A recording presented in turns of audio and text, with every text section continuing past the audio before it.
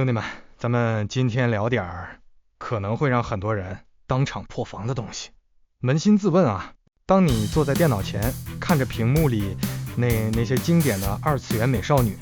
不管是提着重劍、眼神堅毅的女騎士，還是那些又乾又氪、滿載着炮火的劍娘、槍娘，再或者是那些網文裡對男主忠心耿耿、死都不怕的絕美女主，你心裡那股子狂熱，到底是對女性這種生物的渴望，還是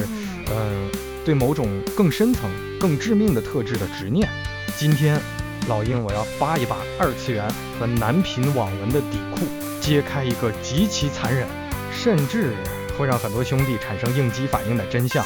我操，你先別急着點踩，也別急着在評論區裡疊假。你以為你天天對着屏幕喊老婆貼貼，但實際上呢，那些讓你魂牽夢繞的經典女角色，本質上全都是披着女性皮囊的男人。聽到這兒，肯定有兄弟準備拔刀了。老鷹，你放屁！老子是直男，怎麼可能喜歡男人？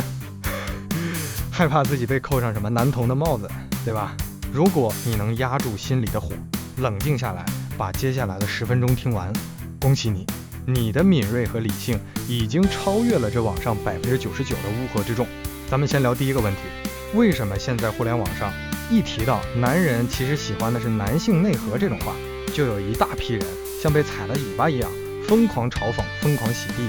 很簡單嘛，現在西方那種狗屁的政治正確文化大肆殖民，加上滿天飛的性別對立和各種獵巫行動，搞得現在的男人們極度害怕被誤解、被羞辱。絕大多數男人都是純粹的異性戀，我們的生理雷達對同性有着天然的排斥和惡心，所以我們恥於承認一個事實，那就是男人天生就對戰士人格、對那種鐵血的忠誠有着近乎偏執的痴迷。大家想一想，這是咱們祖宗在原始社會上百萬年的殘酷狩獵裡死死刻在 DNA 裡的本能啊！我們崇拜忠誠、勇敢、堅韌、無私，我們極度渴望那種能跟我們背靠背在血泊裡廝殺，把後背交給對方的戰友。但現實的尷尬就在於這兒，直男他沒法直接對一個5大3粗、滿身臭汗的哥們兒去表達這種深層的熱愛，那怎麼辦呢？這種寫在基因裡的浪漫總得有個出口吧。為了釋放這種熱愛，為了不觸發咱們大腦裡那個絕對防禦的同性戀雷達，我們需要給這種戰士內核套上一個完美的殼子，一個女性的殼子。舉個最俗的例子唄，在三國的權力體系裡，劉備的地位和含金量絕對碾壓趙雲，對吧？但你問問身邊的兄弟，玩遊戲看動漫有幾個不喜歡趙雲的？我們迷戀趙子龍那種7進7出、孤膽忠義，這也就解釋了為什麼在現在的二次元圈子裡，娘化趙雲、娘化關二爺的人氣永遠是降維打擊。因為我們需要那份屬於男性的忠義和勇猛，但同時呢，我們又需要那些被無限美化過的女性特徵來做個審美緩衝。說白了，不過是咱們無處安放的男性軍武浪漫和兄弟情結，給自己找了個絕對安全的避風港罷了。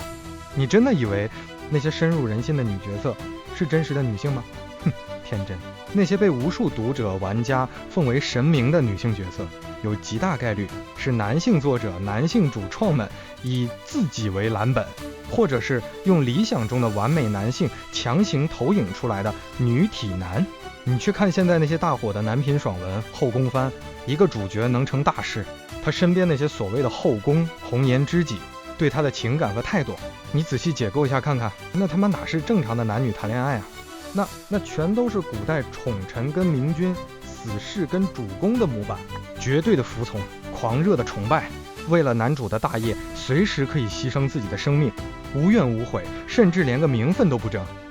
各位兄弟，醒醒吧！你在現實的相親市場裡，在現實的婚姻裡，見過哪怕一個稍微沾點這種特質的真實女人嗎？扯淡吶！這跟真實的女性八竿子打不着邊。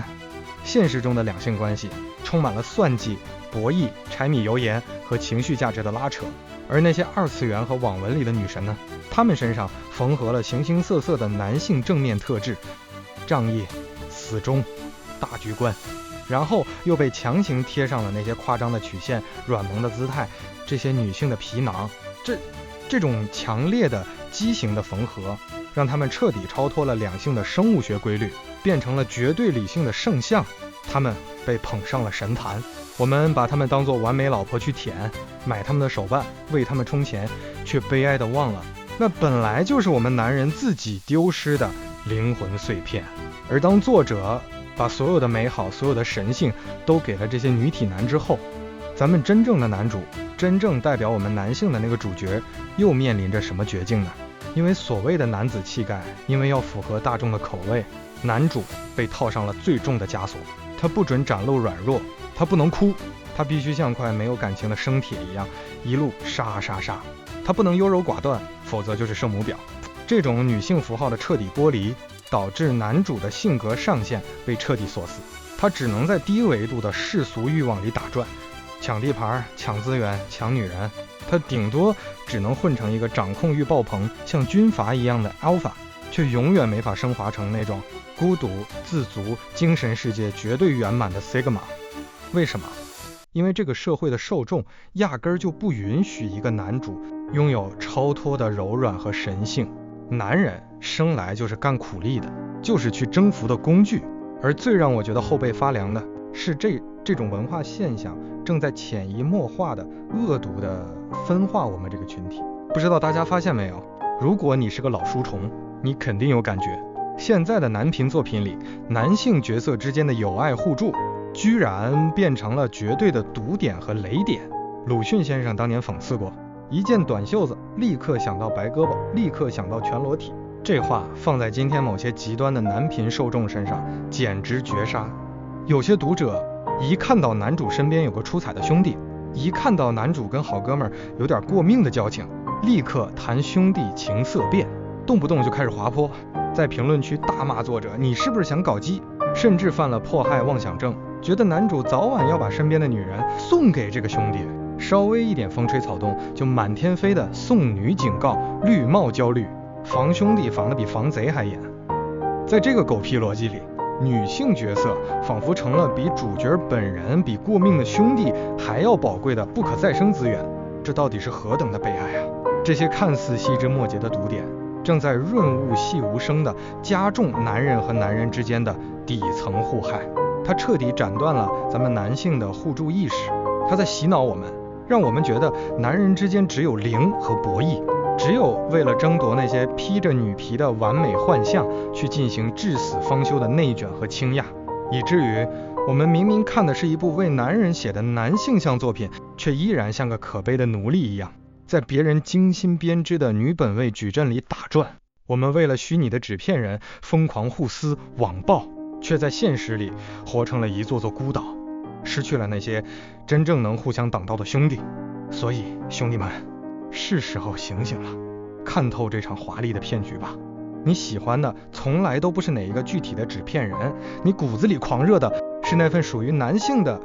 忠誠、熱血、純粹和犧牲。不要再因為外界的眼光恥於承認自己對男性精神內核的向往，更別被那些無形的文化枷鎖挑撥的連最基本的兄弟互助意識都喪失殆盡。當我們真正看透這一點，一拳打碎那層殼子帶來的幻象，当我们不再為虛擬的皮囊買單，而是回歸男性力量的本身，這才是我們跳出女本位矩陣，迎來真正男性覺醒的第一步。這裡是硬派男生，我是老硬。如果你覺得我說的對，或者覺得我罵醒了你，點個讚，留個言，